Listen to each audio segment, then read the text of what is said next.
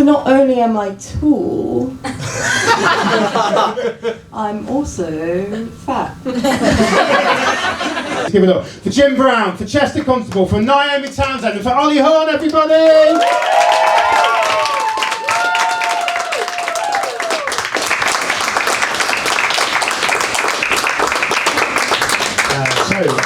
Marissa, these are the 4 acts taking part in the show. So I'll tell you who's who. I think the easiest one to work out is Naomi on the end, furthest away from us. Next to Naomi we've got Chester, next to him we've got Jim, and next to me here we've got Ollie. So nice one. Let's take Ollie as your start point. Who would you like to pair Ollie up with? Would it be Jim, Chester, or Naomi? Ends and middle. Okay, don't use names. No. She loves your voices, but she ain't getting personal. So Ollie is going to become Naomi and vice versa, which means Chester is going to become Jim and vice versa. So that's the pair. Let's give them all the huge round of applause to make the way back off the stage. So, 8 performances. The first 4 will be each comic performing as themselves, and then we'll bring them back to perform as each other. So that's 8 times. I'm going to ask you to cheer. So the first time's coming up now. Please put your hands together, raise your ears, give loads of love for Jim Brown, everybody! Hi, I'm middle one. The man with no name. So, first gig after Christmas. Smells good, I can smell it. The Lynx gift sets. I can smell it everywhere. Do you have a nice Christmas? Yeah, we all got into Christmas. Even surprising people got into Christmas. I'll tell you who did get into Christmas. PETA. You know, the People for the Ethical Treatment of Animals. Not known for their sense of humour, sometimes controversial, but they had a rather amusing Christmas campaign. I'm going to share it with you. Apologies for the phone. It's a middle-aged man with his hand inside a dead turkey. And Peter is saying, you're getting to third base. You're getting to third base with a dead turkey, and you think that's normal. So what Peter are doing there is they're making a serious point, but they're having a bit of fun with us, aren't they? A bit of fun with us. But it's thought-provoking. It's thought-provoking, and that thought is that Peter think that third base is fisting. No, Peter. No, Peter. Now, is that a fisting joke or is it a Christmas joke? It's very much the Die Hard of my set. I think you'll find. So, also found at Christmas wreath making, the racket of wreath making. Anyone else get involved in wreath making in the build up to Christmas? Yes, yeah. It's basically an excuse for the women to get shit-faced, isn't it? I and my partner with her friends went to pick her up, and they were all absolutely wankered, having selfies with the young hottie who'd brought the kit in. No wreaths being made, Prosecco, white wine, everywhere. Then a group photo, and one woman has always won. She's got a tongue down the ear of the young lad. Fair's fair. By the day of the funeral, the wreath looked magnificent.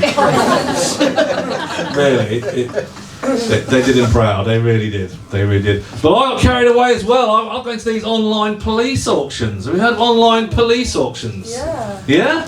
So basically, for the people who don't know, it's basically for investigations where the police have acquired certain stuff and they can't dispose of it in the process, they've set up these online police auctions. And my friend said, you managed to get an Xbox controller out of it. I thought, hello, Christmas coming up. I went in, getting excited, thought I can get a bike. Went in, but it's like the early days of eBay, you just get overexcited and distracted. Didn't come out with the bike, came out with the dead shopkeeper. So there you go. Anyone been reading any of these books for Christmas? Yeah. Yeah? Reading? What are you reading over Christmas? Let me tell you what I was reading. I read that our anus. Oh. And when I say our anus, I don't mean our collective anus, obviously. Apparently, our anus is as individual to us as our fingerprints. Yeah, I did not know. I feel like I'm slow to the party. I did not know that, but I think it's all good. It's all good. It's another way to Unlike your phone, isn't it? Maybe if you've been making bread in your elbow, you're a bit knee deep in dough or something. Just get your anus ID out. The other thing I read, apparently the 2 most visited websites in the UK last year, apart from the usual suspects of the Mail and the Sun Online, were 1, Rightmove, and 2, Pornhub. And I think it's a sign of the times in which we live, that whatever scenario you end up looking at on Pornhub is no more a fantasy than affording your own home via Rightmove. But I'm not here to judge, Camden. Keep hammering both sites. Keep hammering both sites. Just don't go on them consecutively. You've got to go on one, then look at loads of other stuff, and then go on the other. Otherwise, I guarantee you, in 1 week, you will never remember where it was you saw that kitchen island you fell in love with. Now, we get told, and I think we get told a lot of things we can and can't do and say anymore, and most of it goes over my head. But one that resonated recently was that we shouldn't have baths with our children anymore. And I think, police around. Maybe we should have done this a bit earlier. You should have baths, and I think it's a shame because it's your memories, isn't it? My kids had baths with me when they were younger, and I had baths with my parents. You're looking at me a bit funny, but that's the way it was. So I'm going to share this with you. This is me. Sorry about this, but if I play the Apollo, I'll get it laminated. So this is me on the right. Years ago, little cutie pie. Yeah, little cutie pie. Look at that. Oh, come on. Yeah. There we go. There's the oh! Ooh. Yeah, better? Barely. Basically, look, it's me as a baby on the right. That's what you need. Use your imagination. So I think it's a shame. Because if I look at this the wrong way up today.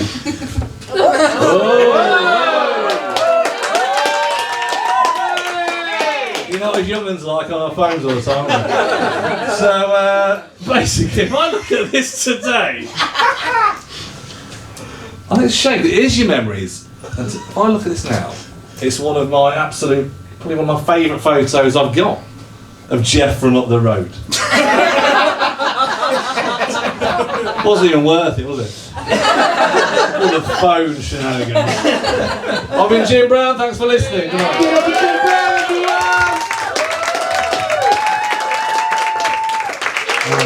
A comedian and an old man struggling with technology. Up next, please put your hands together again, this time for Chester Constable!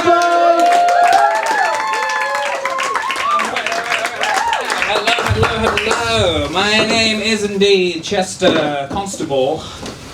It's my real name. How hard was school for you? I've been told I look like someone that's been dumped during a board game. I mean, I'm scared to settle down as it is. Is that my fate? To be settled down with someone, a girl, for like 3 years, and then we're playing Monopoly at Christmas, and she says to me, "Oh, Chester, it's just not working out, is it?" And then I've got to be like, I can't believe you would say this to me, especially not when it's my go. Don't worry, I do actually have a girlfriend. She's Catholic. Any Catholics in the room? Give me a cheer. Woo! All right, one person, rest of you, bunch of sinners. She is Catholic, and people ask me, you're dating this Catholic lady, how's it going? And I say, well, put it this way. She recently confessed to the church that she's sleeping with me, which is pretty hot, right? The Catholic Church knows what I'm up to. It makes me want to go to confession myself. And the priest be like, anything you wish to confess? I'd be like, oh, you already know. Check the confession archives, Google Chester Constable. Pretty hot stuff in there. Anyway, the Catholic Church actually punished my girlfriend for having sex outside of marriage. They banned her from taking communion. For anyone that doesn't know what that is, essentially when a Catholic goes to church, they take a little bit of bread. This little bit of bread represents the body of Christ. By eating this bread, they are accepting the body of Christ. But because she's having sex outside of marriage, she can no longer feast on this holy carb. Now, I thought that this was like being banned from taking communion. That's like your bog standard punishment for having sex outside of marriage. I even tried to sort of Google if that was the case. I mean, I tried to sort of. You'd be surprised to know it's really hard to like Google like Catholic Church punishments. There's no like website that easily compares all the websites. There's no like they don't compare churches. There's no like gocompare.com or anything like that. But I did speak to her Catholic friends who have also had sex outside of marriage and also confessed and weren't given the same punishment, which makes me wonder if maybe the Catholic Church has relaxed its stance on sex outside of marriage. But it hasn't relaxed its stance on sex with me. Apparently, the Catholic Church said to my girlfriend, "You cannot accept the body of Christ as long as you continue to accept the body of Chester Constable." I went on a sort of a spiritual quest myself recently, by which I mean I went to Comic-Con. Anyone here been to Comic-Con? Any Comic-Con fans in the room? Alright, one Comic-Con fan! Alright, one Comic-Con fan, one Catholic fan. That's interesting. I mean, let's face it, I think the Catholic Church would kill for the virgin demographic that Comic-Con has. I think it would. I went to Comic-Con and, look, I just want to say before I continue that I do genuinely think that bullying should be kicked out of schools. I do think that. Having said that, did see some people at Comic-Con that could have done with being bullied a little more. There were things going on at Comic-Con like lightsaber coaching. Lightsaber coaching. So that's not people playing with lightsabers. I was expecting that. I was expecting grown men to be playing with lightsabers. I wasn't expecting people to go over to those men and tap them on the shoulder and go, that's not how you play with a lightsaber. You're playing with your lightsaber wrong. I actually got so caught off guard by this that I got in touch with my favourite bully from school. I don't know if anyone else has a favourite bully from school. I did. His name was Raymond Wallace. I never told him he was my favourite bully though when he was bullying me, because I thought that'd be a bit weird while he's wedging me to be like, "You're my favourite. Keep doing what you do." But I got in touch with him obviously years later via social media. I believe that's what social media is for, right? To get in touch with the people that used to beat the shit out of you. He's doing quite well for himself now. He is a risk assessment officer for Kellogg's, which is it's essentially a use. I hope I'm about to ask you quite a personal question. Have you ever had a bowl of Special K? Yeah, of course. Of course. Who has had a bowl of Special K on a Wednesday night? Now here's the real thing. When you've had a bowl of Special K, have you ever sliced your mouth open with a Special K flake? Can't say I have. You can thank Raymond Wallace for that. That's his job, to make sure that we will all eat Special K and not have to go to A&E. That's his job. Raymond Wallace, I should stress, he used to call me Chester the Constable Molester. That's his nickname for me. And this came up during our reunion.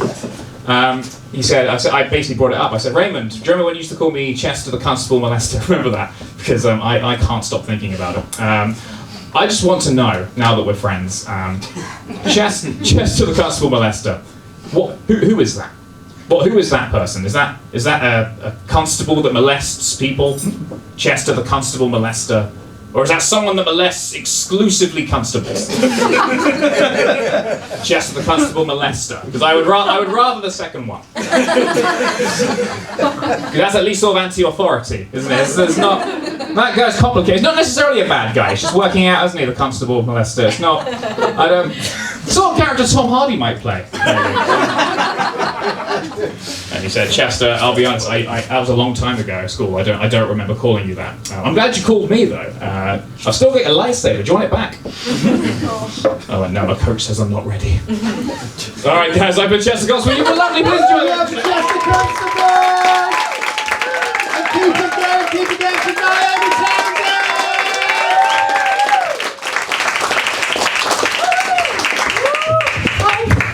How we doing? Good. Are we all good? I'm so glad to be here because I've come from a really rough area. In fact, it's so rough I can't even get the little man on Google Maps to go in there. But originally I'm from Somerset in the West Country. Somerset's got a reputation for cider and incest. which is a really disgusting rumour. I don't know who started it, but I can assure you nobody that I know from Somerset drinks cider. Not even my alcoholic ex, Uncle Ray.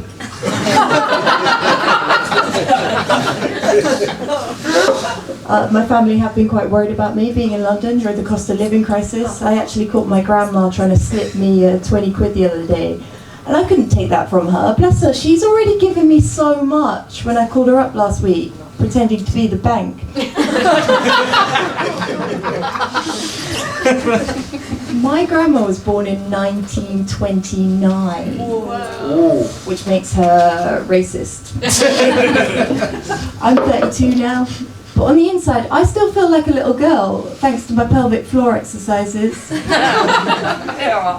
I'm diagnosed with ADHD and dyspraxia, which means I spend most of my time hyperactively bumping into things. It's quite cute though, I'm a bit like Bambi, because my mum's dead.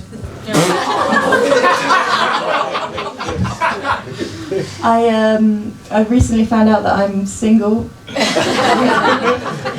I was in one of those open relationships. I just didn't know it.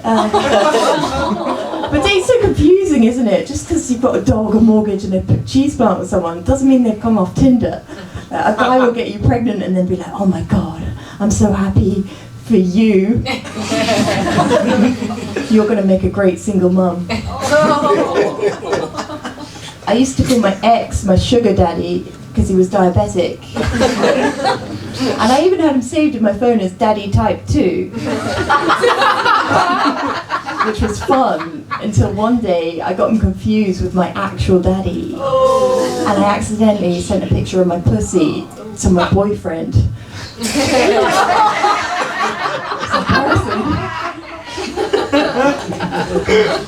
But me and my ex, we were very different. You see, I liked having sex in the evenings and he liked having sex in brothels. And I liked staying in and watching a movie, and he was really outdoorsy because he was homeless. Our relationship was a lot like Jack and Rose's in the Titanic, except for the bit of wood that saved Rose was a giant bottle of antidepressants. But I did get something out of it. I've got a 3-year-old's anxiety disorder. Anyway, I'm back on the market, so lock up your dads. And since I've been single, I've been going out a bit because I've always liked to drink, like just enough to take the edge off my vehicle. But lately, I'm ashamed to say that I've been drinking to forget that I'm pregnant.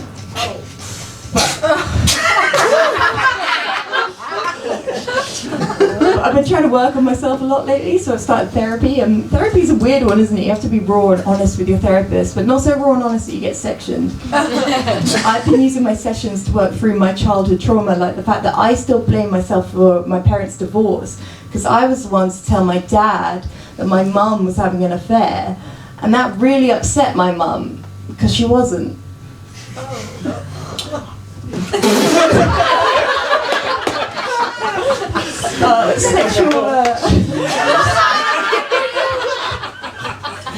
Sexual harassment's pretty rife these days. A recent survey showed that over 60% of women have been sexually harassed in the office, which is why I've stopped working from home.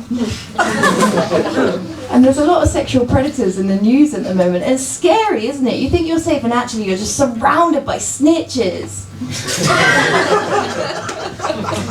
I like having friends. I've got 4 of them on Facebook now. I've got this one friend who's really good at giving advice. She's so honest and level-headed, and she'll call you out on your shit. So I don't speak to her anymore. Actually, last time she got in contact was to tell me that our old maths teacher had been arrested for being a paedophile. And when I heard that, it really made me think, like, oh my God, I could have passed maths. I have started dating again, which just means I'm a prostitute paid in food. And I've been getting some feedback. Like, people keep saying that I've got like a golden retriever energy because I should go out with blind guys. Thank you very much.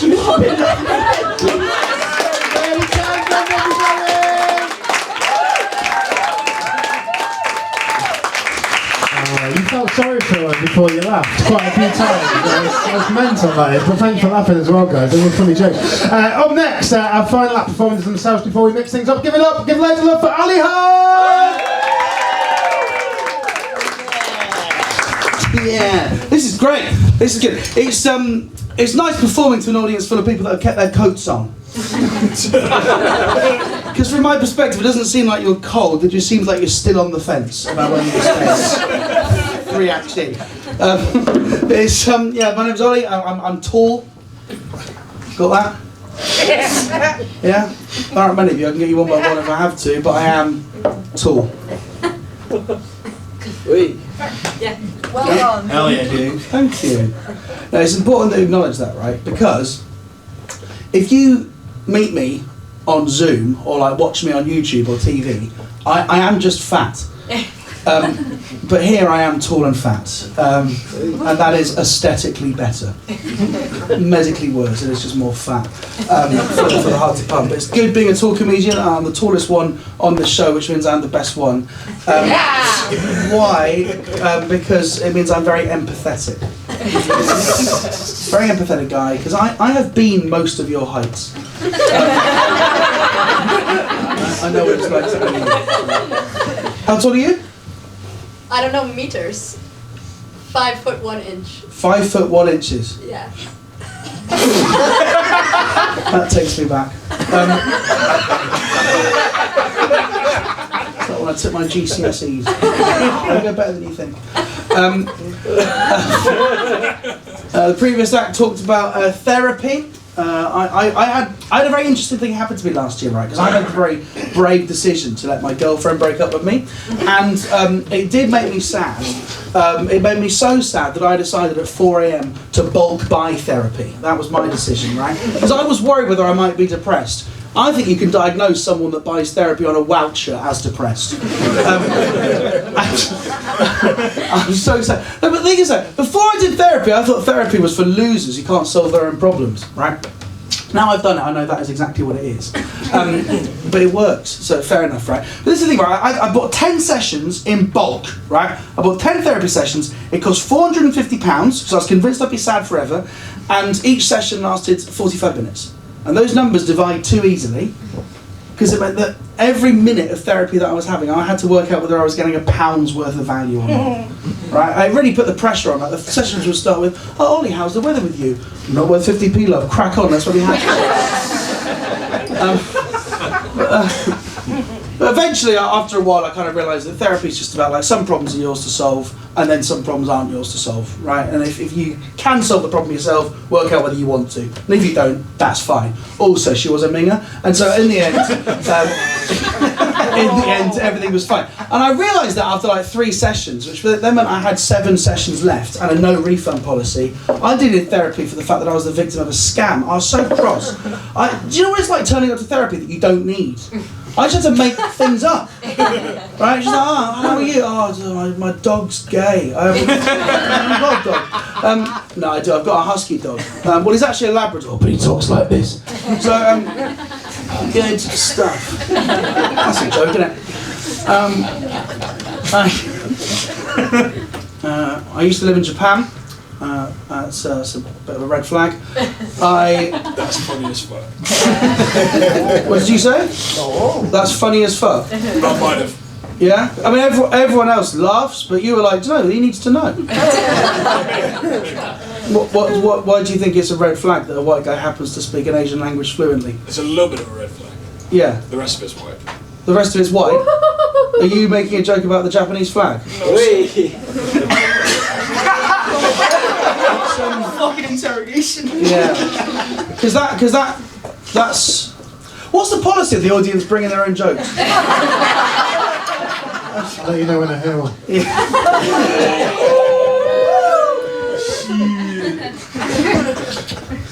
Got him.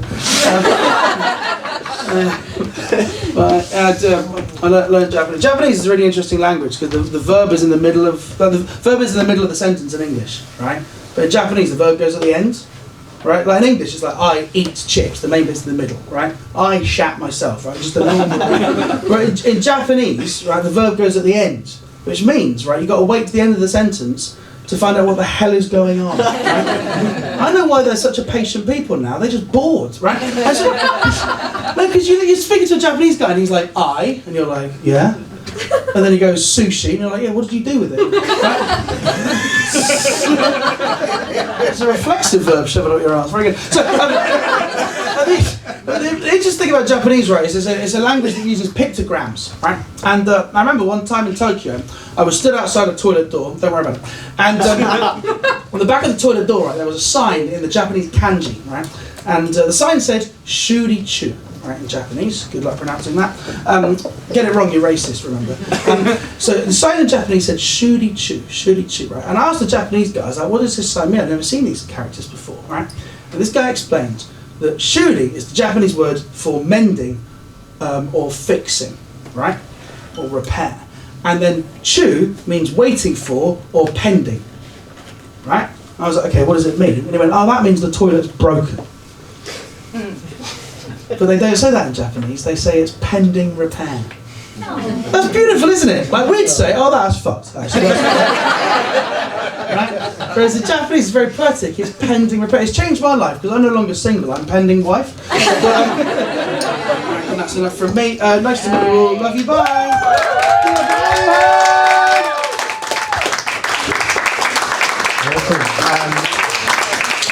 By the way, Miss Boston, I don't know if you've ever won that title, but meters, we don't do meters, that's the French, I think. We do feet and inches, right? Yeah. Stick to that, yeah, we do. There we go. You've learned something, it was worth coming here in the end, wasn't it? But you could have got that on YouTube too. What's next? Oh yeah, we've got to bring the 4 acts back, but this time they're going to do each other. So up first, and give loads of love for this, because like I said, it's the top part of the show. Please, up first, give loads of love. With the material of of Chester Constable. Give it up one more time for Jim Brown!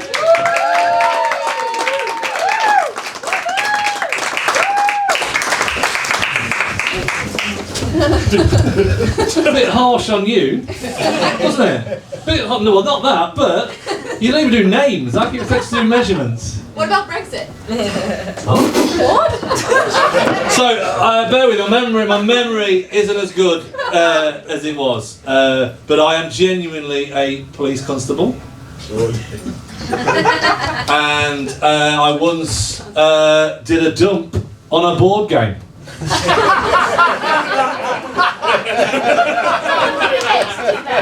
It was Jenga. Right through this top centre, down the shaft of Jenga. Give me a cheer if you hate Catholics. Always good to know. Particularly in the 1600s and 1500s. But the Catholic stance for sex has relaxed over the years. It's now like this. Yeah. Who likes conicals? Yeah. Yeah, anyone ever been to conicals? They're like small cones.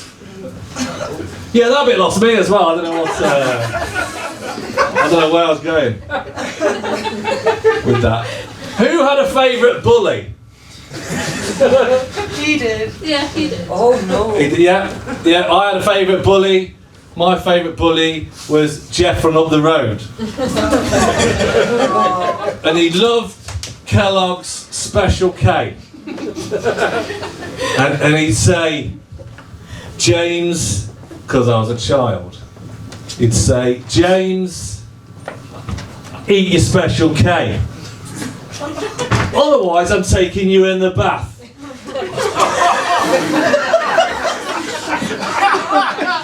I've been PC Chester Constable. Thank you for listening. And let's keep it going this time with the return of Jim Brown. Welcome back to the stage, Chester Constable!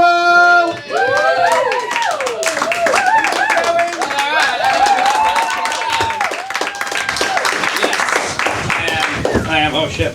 I am Jim Bowen. I'm Jim Bowen, and it's good. It's good. Do we all have a nice Christmas? I can tell you all did, because you all fucking stink of links. Ugh. Yeah, you all fucking stink of. You all smell like that Secret Santa gift that was bought for you from a colleague that doesn't want to get to know you. That's how I can tell.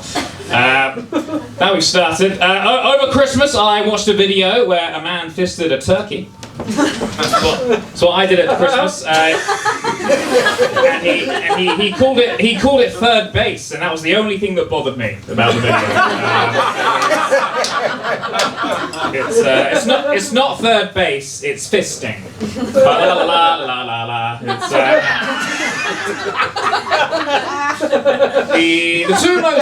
the two most visited sites in 2024 were Rightmove and Pornhub. And hey, let's face it, you have about as much chance of buying a flat in Zone 5 as you do of having sex with a nun in a conservatory. That gives you a little idea of what I might be into on Pornhub. We've been told we can I do this one? This is recorded, isn't it? We've been told we can't bathe with our children. And listen, you know, here's a picture of me with Jim Bowen's children. Whoops! I was also hoping a siren might go past. He got the siren during his set, didn't happen. Only one set of crime in Camden tonight, it seems, which is but rare, isn't it? It's rare. I went to a police auction. Now I'm just winging it. Went to a police auction, and my mate walked away with an Xbox controller when he went to a police auction. When I went, I walked away with a dead body, which was. It was like eBay all over again, wasn't it? It was when you bid on a dead body on eBay, and you know there's watchers, there are people watching the dead body, and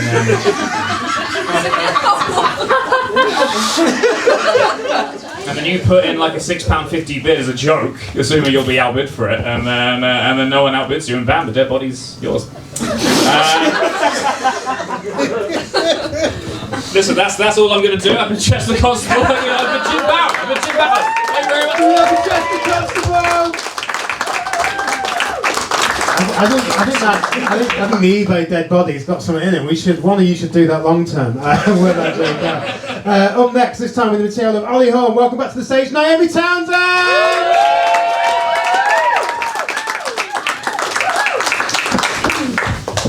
Great. This is really, really great. It's so great to be here. It's really great. It's great. It's great. It's fantastic. You're amazing. Why have you got your coats on? Why have you got your coats on? It's not even cold. It's not even cold. Only I can have my coat on. So not only am I tall, I'm also fat. But you may have noticed that I'm the tallest comedian in the world. I feel sorry for you lot because of your heights. How tall are you?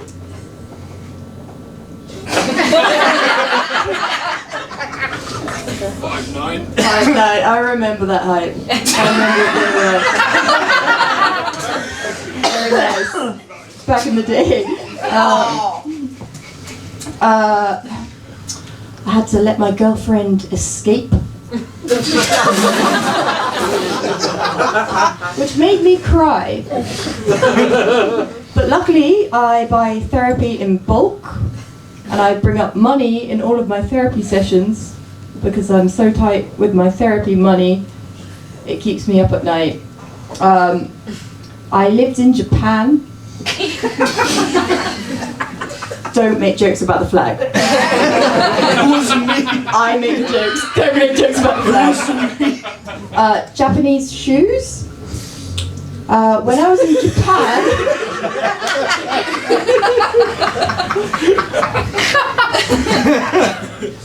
in Japan, I was offered sushi, and I was like, what else?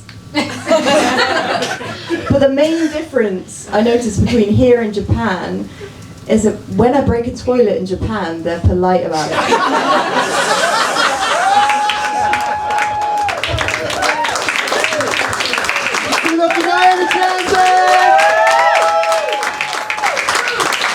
To the reverse of that, this time with returning Naomi Townsend. Welcome back to the stage, Ollie Horn! Alright, so I'm a hot mess. I'm glad to be here. Woo! From Somerset. And the thing about Somerset is I don't know how to use Google Maps. Somerset, of course, home to cider and incest. But let's not bring the mood down at a comedy night. My Uncle Ray made love to me.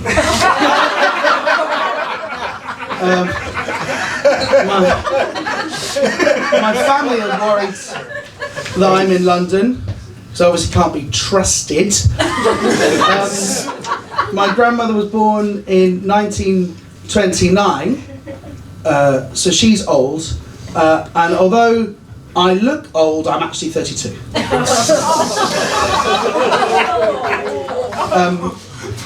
My ailments include ADHD and dyspraxia. I'm like Bambi in that I walk into things and that my mum's dead. And I'm also like Bambi in that Uncle Ray likes to fuck deer.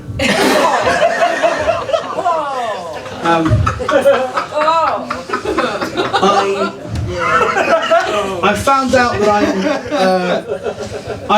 that I'm in an open relationship, and the guy that I was dating said that I would make a great single mum. Demonstrably, that's not true, is it? I have ADHD and dyspraxia and have suicidal ideation. But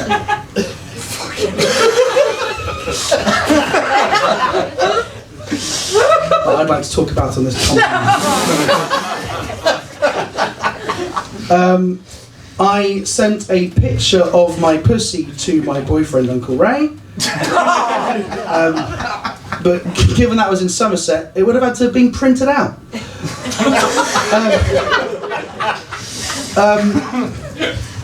Talking about relationships, I think I'm a bit like the Titanic, in that I got destroyed in my maiden voyage by Uncle Ray.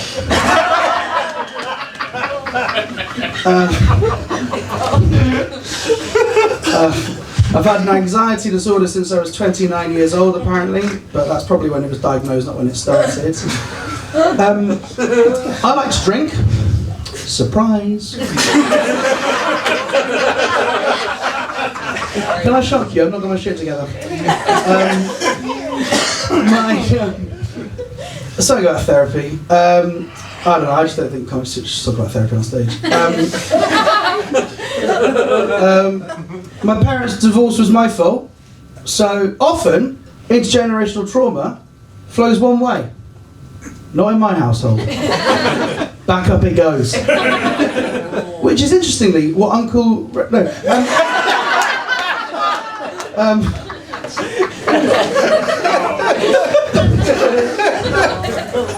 This is actually what I planned. This is actually verbatim. Sexual harassment is rife these days.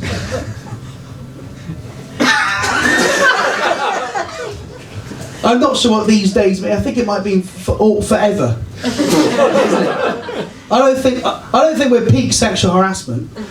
But I do finger myself at home when I'm working from home, and that is relevant to the statistic that sexual harassment is rife. I'm sorry as well. My old maths teacher was a pedo, so that proves that I wasn't fit as a child either.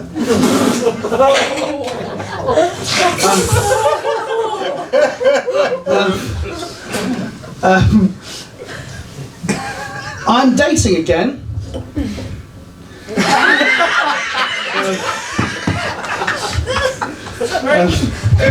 No, it's good. Geriatric dating. I'm like a prostitute paid in food. I will suck you off for a Big Mac. But notice I'm skinny, therefore I can't actually be that good at it.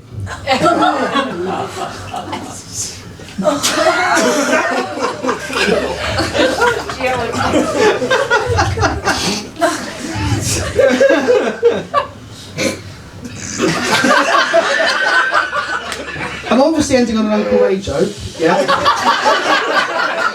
But I'm not sure whether Uncle Ray taught me maths, by the way, or Uncle Ray feeds me. What's that? So, just to remind you, I have started therapy, and I am on the dating market, lads.